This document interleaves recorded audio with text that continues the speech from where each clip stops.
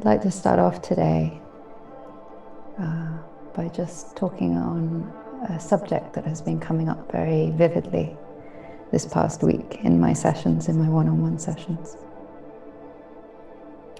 And that is the subject of radical honesty. And I don't mean the sort of the very popular radical honesty of the outward, be honest to everyone else. That's part of it. But what I'm really talking about is the need for self-radical honesty along the path of spiritual awakening. I use the word path loosely, lightly here, because it's not really a path or a journey outward, it's a journey inward. And that's why I bring the topic of honesty here. Because in order to really delve into the discovery, the remembrance of the self, we have to go beyond the stories of the mind and journey into quite an honest looking of what we find. And sometimes those truths are not convenient truths. They're not easy truths. They're not comfortable truths. But we find they are truths nonetheless.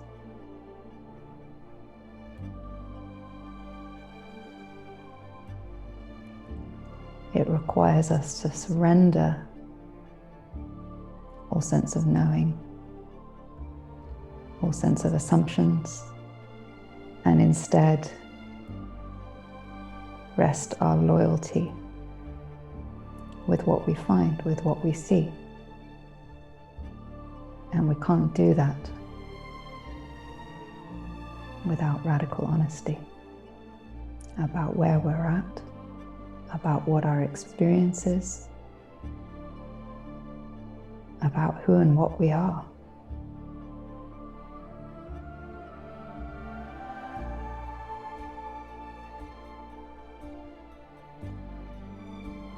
So radical honesty to me is a beautiful thing.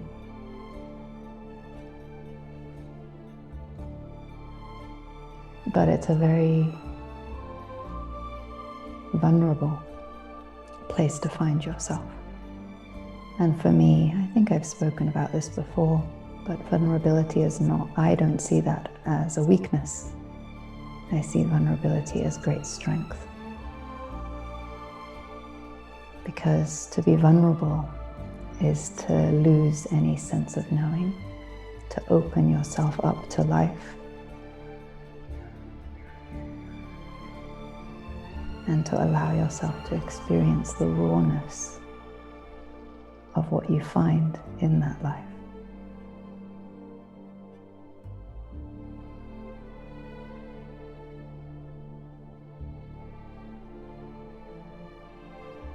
In the same breath, to speak of radical honesty, it would be remiss of me to not also speak of when you hear that whisper of the heart that tells you,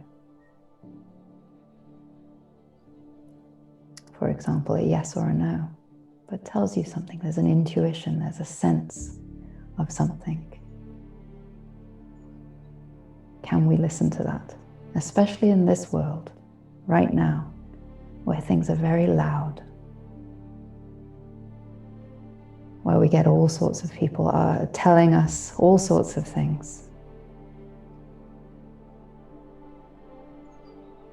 But can we listen to that subtle, subtle, subtle inner heart voice?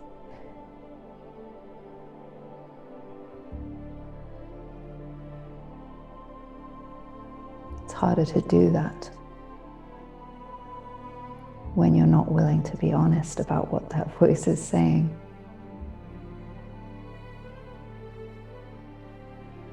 Because sometimes that voice tells us something we've been conditioned to see as wrong or incorrect. So where does our loyalty lie? With our conditioning? Or with sometimes that uncomfortable truth that we know to be true in our heart?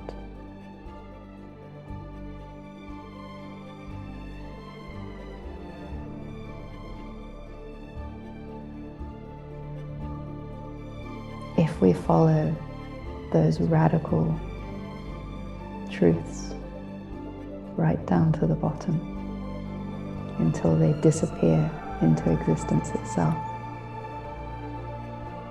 we find out what was truly true and what wasn't. Because if it is truly true, it can be poked and prodded and come at from any different angle, and it still remains true. Truth needs no protection.